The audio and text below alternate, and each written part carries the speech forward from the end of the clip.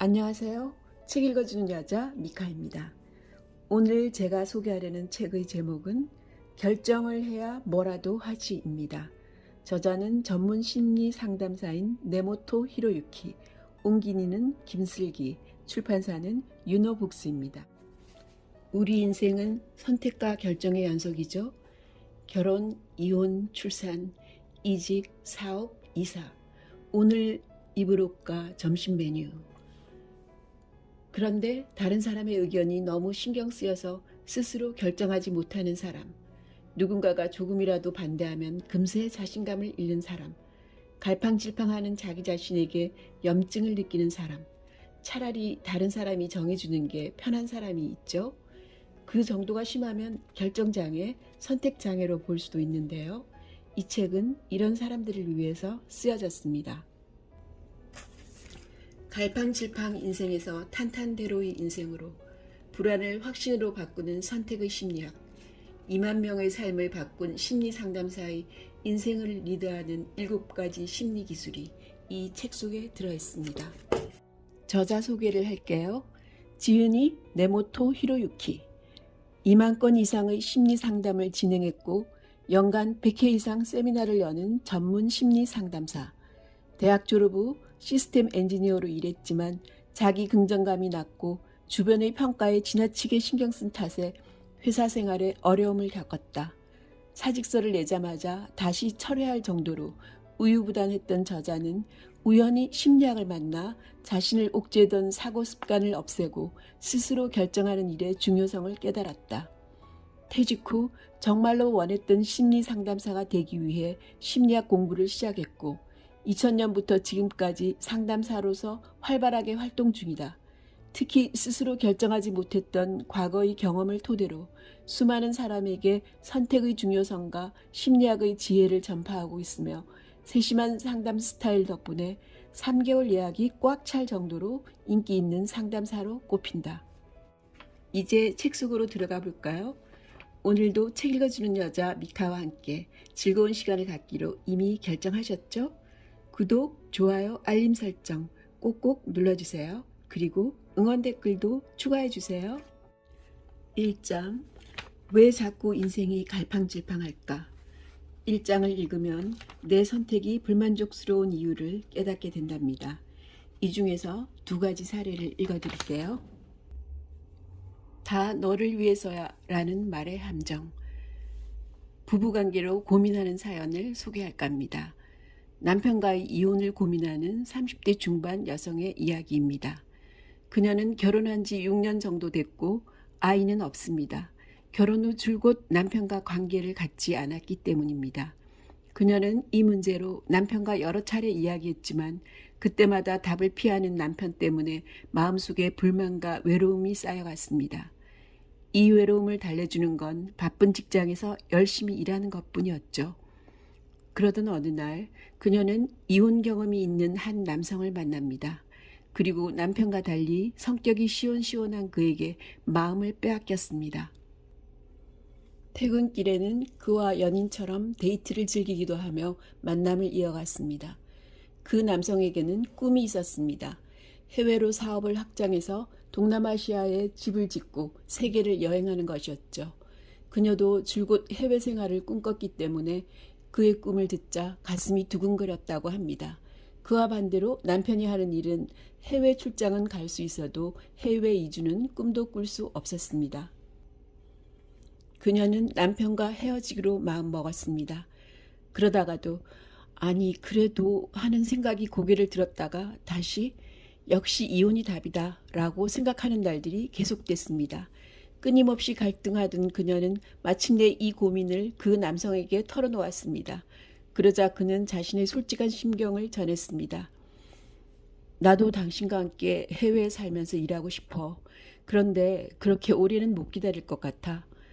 그의 솔직한 대답에 그녀는 큰 감동을 받았습니다. 왜냐하면 남편은 늘 모호한 말밖에 하지 않았기 때문입니다. 그렇지만 동시에 그녀는 초조해지기 시작했습니다. 몇 번씩이나 이혼을 생각했는데 행동으로 옮기지 못하는 스스로에게 짜증도 났습니다. 그러던 중 상담을 받기 위해 저를 찾아온 것입니다. 간섭과 관심을 구분하라. 저는 부부관계로 상담을 찾아온 분들께 종종 이런 질문을 던집니다. 지금까지 어떻게 참을 수 있었던 것 같나요? 살면서 그 이상으로 괴로웠던 시기가 있나요? 그녀는 어머니의 관계를 털어놨습니다. 그녀의 어머니는 딸을 자신의 소유물처럼 다루며 과도하게 간섭하는 사람이었습니다. 일거수일투족의 잔소리하고 자신의 말을 듣지 않으면 히스테리를 부리는 어머니에게 그녀는 갑갑함을 느꼈지만 결국 마지못해 어머니를 따랐다고 합니다. 그래서 대학교를 졸업하고 타지로 나가게 됐을 땐 큰 해방감을 느꼈다고 말했죠. 하지만 해방감은 그리 오래가지 않았습니다. 어머니는 틈만 나면 문자 메시지를 보내고 전화를 걸었습니다. 때로는 불쑥 집에 들이닥치기도 했습니다. 그녀는 결국 20대 중반부터 어머니와의 관계를 끊기로 결심합니다. 시간이 지나면서 어머니와의 관계는 조금씩 개선됐지만 그녀는 불쑥 옛날처럼 히스테릭해지는 어머니가 껄끄러웠습니다. 지금은 어머니와 연락을 거의 주고받지 않고 연말연시에 잠깐 얼굴만 비추는 정도라 평소에는 어머니의 존재를 의식하는 일이 없다고 합니다.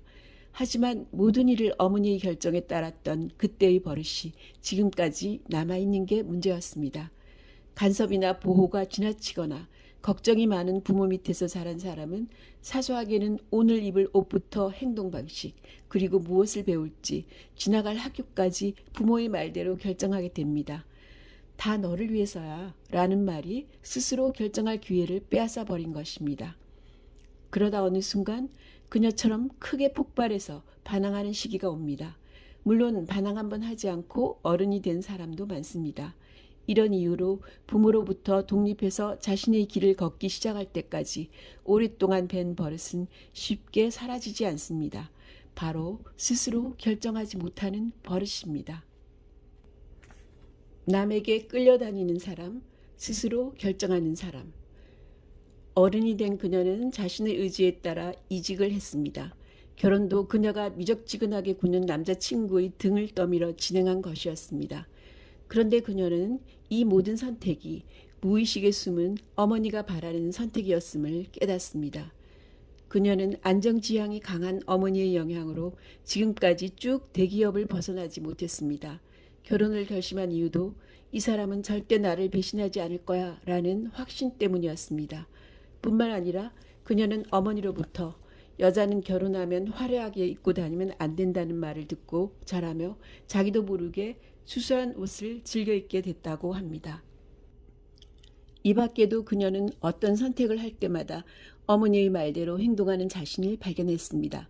마치 어머니의 망령이 계속 지시를 내리는 것처럼 말이죠.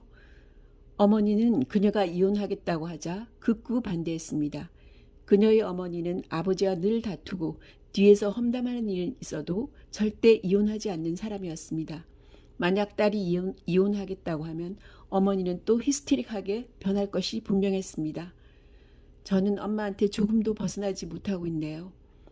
지금 그녀에게 필요한 건 남자가 아니라 어머니의 속박에서 자유로워지는 것이었습니다.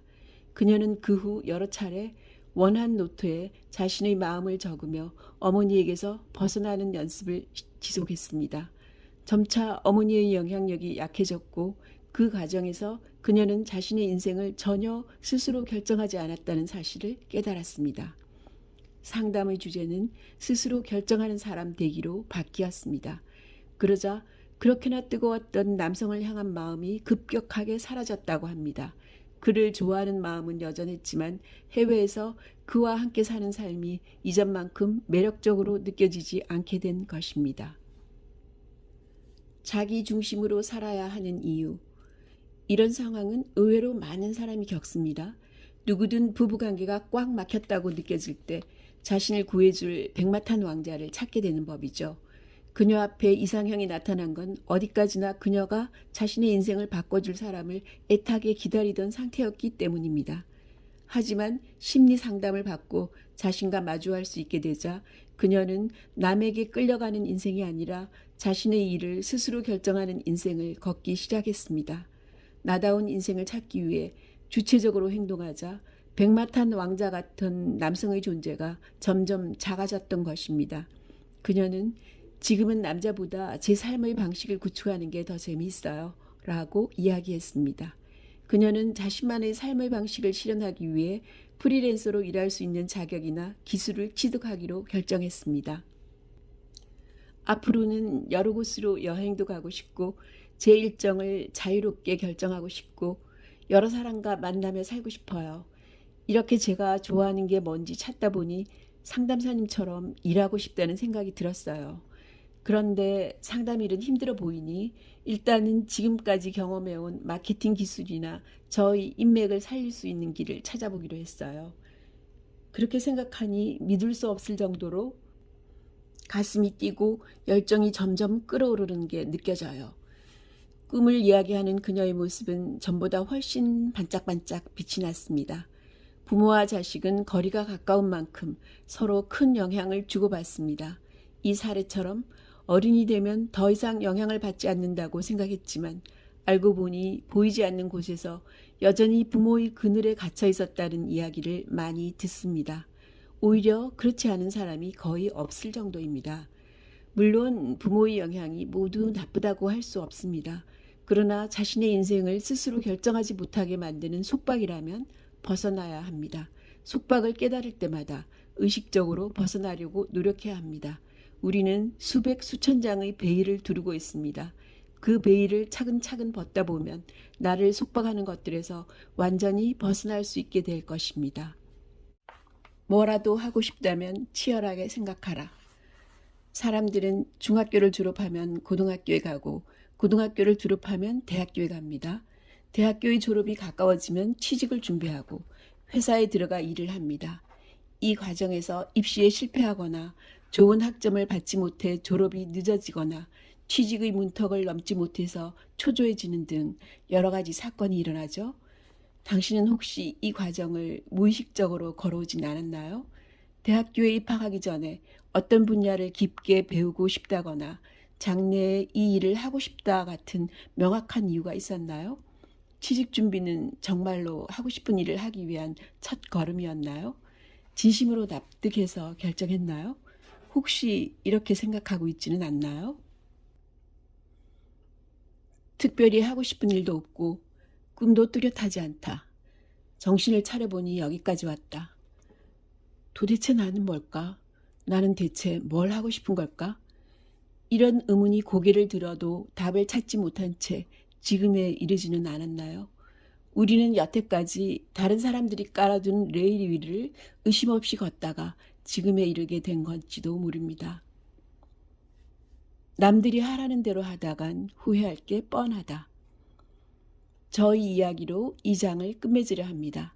사실 저 역시 이미 만들어진 레일 위를 그저 걷기만 했습니다. 부모님이 원하는 고등학교에 들어갔고 성적에 맞는 대학교에 입학했습니다.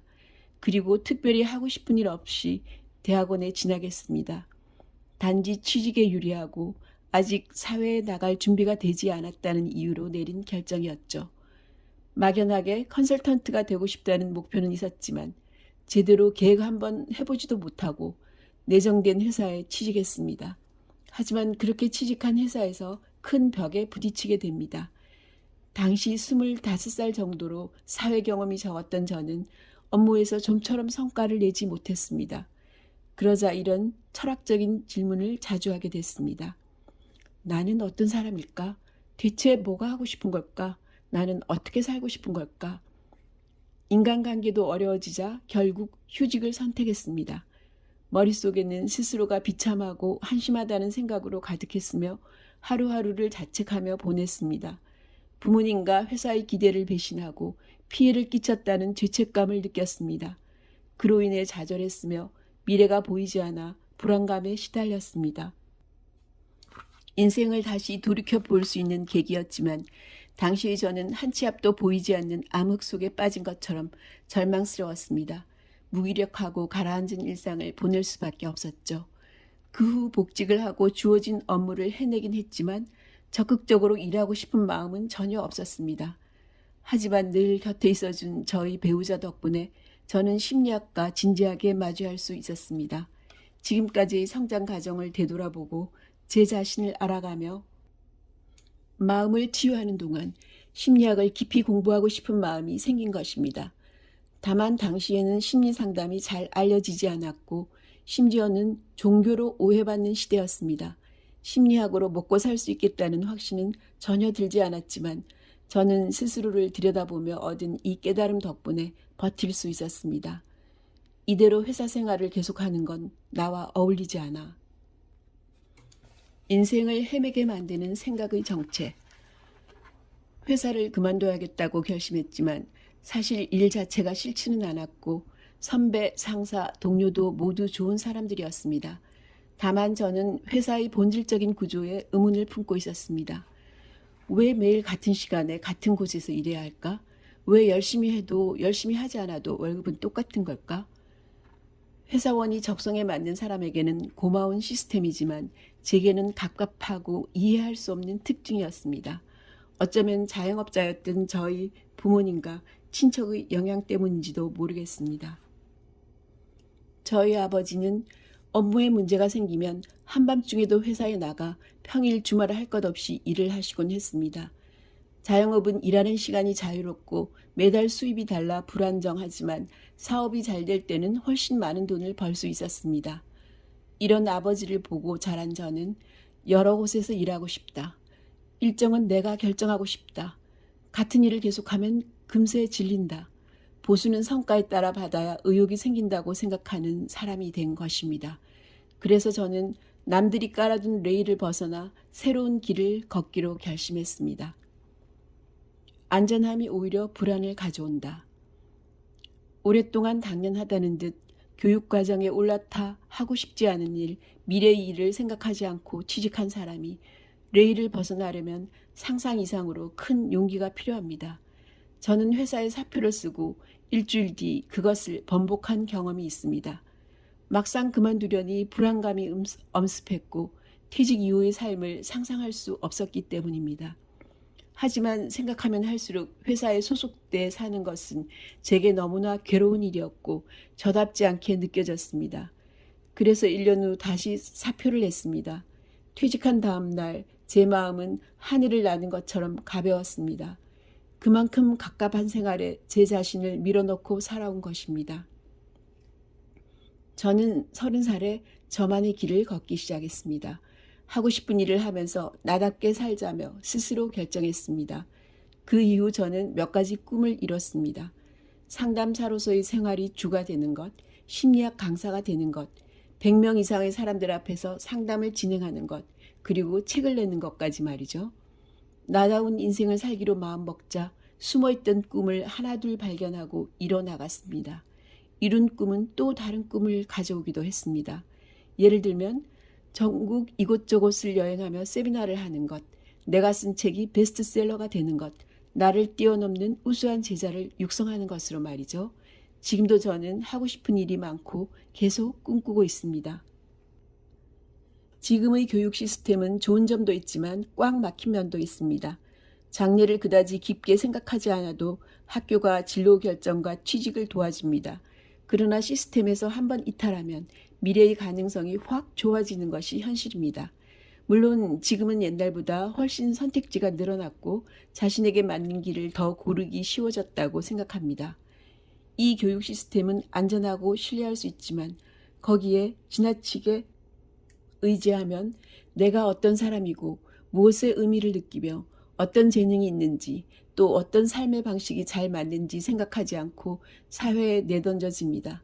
그러다 보면 20대 후반, 30대, 40대에 걸쳐 이런 고민을 반복하며 길을 헤매게 될 것입니다. 내 인생은 이대로 괜찮을까? 정말 내가 하고 싶은 건 뭘까? 그래서 자기 자신을 들여다보고 자신의 인생을 스스로 결정하는 일이 중요합니다. 1장은 여기까지입니다. 다른 사람들의 이야기를 읽고 자신을 돌아볼 수 있었나요? 지금쯤 당신의 의식은 당신의 내면을 향하고 있을 것입니다. 자신을 자세히 들여다볼 수 있게 됐다면 2장에서 당신이 결정하지 못하는 이유를 더 흥미롭게 읽어나갈 수 있을 것입니다. 3장을 볼게요. 확신이 부족할 때 확인해야 할 9가지. 결정을 방해하는 강박 버리기. 결정을 방해하는 강박 9가지 중 한 가지는 높은 기준에 나를 끼워 맞추는 이상주의입니다. 그 다음은 어떤 일도 편히 할 수 없는 완벽주의입니다.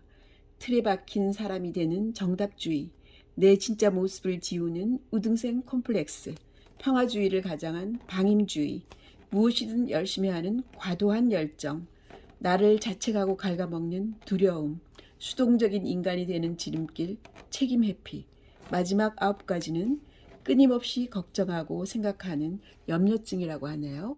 6장, 내 결정에 힘을 싣는 법, 결정이 심플해지는 기술 활용하기. 6장에서는 청개구리처럼 선택하라를 낭독하겠습니다. 청개구리처럼 선택하라.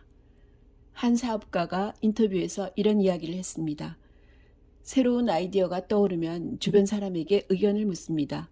10명에게 물었는데 절반 이상이 동의하면 그 아이디어는 이미 많은 사람이 알고 있고 제품화가 진행 중이라고 판단해서 폐기합니다. 10명 중 몇 명이 동의하면 그 아이디어는 이미 퍼지고 있고 제품화를 위한 움직임이 시작되고 있을 것입니다. 10명 중 1명이 동의한 경우라면 그 아이디어는 이미 누군가가 떠올렸을 것이고 내가 간발의 차이로 늦었다고 판단하고 폐기합니다. 10명 중 그 누구도 동의하지 않은 아이디어는 아직 아무도 떠올리지 못한 것이라고 판단하고 그것을 실행합니다. 저는 이 이야기를 읽고 큰 감명을 받았습니다. 보통은 반대로 생각합니다. 모두가 동의하는 아이디어는 성공할 거라고 말이죠. 하지만 이 사업가는 그렇게 하지 않았습니다. 반드시 그 누구도 생각해내지 못한 아이디어를 상품화해야 한다는 신념을 갖고 있습니다. 하지만 10명 모두가 반대하는 아이디어를 실현하려면 큰 용기가 필요합니다. 이런 사람이 시대의 최선단을 달리고 성공하는 것이라고 생각합니다. 여러분에게는 이런 용기가 있나요? 반대 의견에 집착하지 않아도 된다. 이 일화의 교훈은 다수결에는 주의가 필요하다는 것입니다. 다수결은 굉장히 바람직한 결정 방식처럼 느껴집니다. 누구나 초등학교 때 학급 회의에서 다수결로 결정해 본 경험이 있을 것입니다. 다수결은 민주적이고 올바른 방식으로 여겨지지만 자신의 인생을 개척하고 싶은 사람이나 나답고 충실한 인생을 걷고 싶은 사람에게는 주의해야 할 방식입니다. 이 사람도 저 사람도 좋다고 하니까 이걸로 할까? 같은 결정 방식은 말 그대로 타인 중심으로 생각하는 것이기 때문에 이런 생각이 들면 잠시 멈춰서 제동을 걸고 다시 한번 자신의 마음을 들여다볼 필요가 있습니다. 저는 제가 재미있다고 생각하는 아이디어가 떠오르면 다른 사람에게 의견을 묻는데 이것은 어디까지나 참고 의견입니다. 따라서 다른 사람이 반대를 하든 찬성을 하든 그런 의견도 있구나 하는 정도로 귀 기울여야 합니다. 최종적으로 제가 하고 싶으면 하고 내키지 않으면 하지 않습니다. 물론 저도 주변 사람에게 의견을 묻고 그 의견에 휩쓸릴 때가 많았습니다. 제가 이렇게 하고 싶어요 라고 주변에 의견을 물었을 때 절반 이상이 동의하면 안심하고 행동할 수 있지만 반대하는 사람이 많으면 재미있게 느껴졌던 아이디어도 폐기하곤 했습니다. 점점 다른 사람에게 의견을 묻기가 두려워졌습니다. 이혼이나 이직 문제로 상담을 받으러 온 저희 내담자 중에도 다른 사람들의 의견에 휘둘리는 분들이 있었습니다. 남편과 이혼하려고 마음먹고 가족과 친구에게 의견을 물어봤어요. 그런데 다들 나이도 먹을 만큼 먹고 무슨 말을 하는 거야? 이제 와서 이혼해서 뭘 어쩌려고 힘들 게 뻔하잖아? 라고 하더군요. 저는 큰 마음을 먹고 의견을 물었는데 다들 강력하게 반대해서 이혼하지 않는 게 나을지도 모르겠다는 생각이 들기 시작했어요. 그 이야기를 듣고 저는 언제나처럼 어느 쪽이든 좋다고 생각해요. 어느 쪽을 택하든 행복해질 수 있어요. 중요한 건 스스로 결정하는 거예요. 라고 말했습니다. 이혼이나 이직뿐만 아니라 옷을 살 때, 뭔가를 배우기 시작할 때, 여행을 갈 때 등등 여러 사람에게 의견을 구하고 다수결로 결정하려는 것은 타인 중심으로 생각하는 것입니다. 자기 중심이 확실하게 존재하면 다른 사람의 의견을 참고하는 정도로 들을 수 있지만 그렇지 않으면 다른 사람의 의견에 휘둘리고 맙니다. 당신에게는 10명 중 3명밖에 찬성하지 않았던 아이디어를 실행할 용기가 있나요? 그 용기를 갖는 비결은 바로 나만의 기준으로 생각하는 것입니다. 마지막 7장이네요. 결정을 해야 뭐라도 하지. 인생을 확신으로 채우기. 이 장에서는 인생은 선택과 결정의 연속이다와 5년 후, 10년 후를 생각하면 선택이 달라진다를 읽어드릴게요. 인생은 선택과 결정의 연속이다. 결혼, 이혼, 출산, 이직, 사업, 이사, 오늘 입을 옷과 점심 메뉴. 인생의 큰 이벤트부터 일상생활까지 우리의 삶은 결정의 연속입니다. 왠지 하는 마음으로 결정할 때도 있고 고심 끝에 결단할 때도 있습니다. 예를 들어 이 책을 읽고 있는 당신도 이 책을 읽자고 결정해서 읽고 있습니다. 따라서 우리는 무의식 중에 늘 뭔가를 계속 결정한다고 할 수 있습니다. 그런데 혹시 실패하면 어떡하지? 다른 사람에게 피해를 주면 어떡하지? 같은 부정적인 감정이 뒤섞이면 갑자기 사고가 작동하고 고민이 시작됩니다. 당신은 이 책을 읽고 지금까지 부정적인 감정을 정리하는 법, 당신의 사고 패턴에서 벗어나는 법, 직감이나 감각을 신뢰하는 법을 배웠습니다. 그리고 자각하지는 못해도 나는 이렇게 결정했다는 것을 당신은 알고 있습니다. 나아가 어떤 선택지가 주어지고 당신이 결정을 내려야만 하는 순간에 이미 답은 나와 있습니다. 그럼 어떻게 그 답을 얻어야 할까요? 정답이란 당신의 마음을 편안하게 만들어주는 것입니다. 그리고 그 편안함이란 당신의 감각이 가르쳐 준 것입니다. 나의 마음이 편한 쪽으로 결정한다. 내 가슴이 뛰는 쪽으로 결정한다. 이것이 스스로 결정하는 방법의 기본입니다. 내 가슴이 뛰는 쪽에 정답이 있다. 논리적으로 생각하면 NO이지만 YES가 당신의 마음을 편안하게 해준다면 YES를 택하는 것이 좋습니다. 만약 무엇에 편안함을 느끼는지 잘 모르겠다면 당신의 사고 패턴의 뿌리가 여전히 깊게 남아있거나 감정이 제대로 정리되지 않았을지도 모릅니다. 물론 당신의 결정을 주변 사람들은 반대할지도 모릅니다. 하지만 당신의 마음이 그 결정을 지지한다면 한번 믿어보세요. 그럼 나를 믿어준 내 편이 반드시 나타납니다.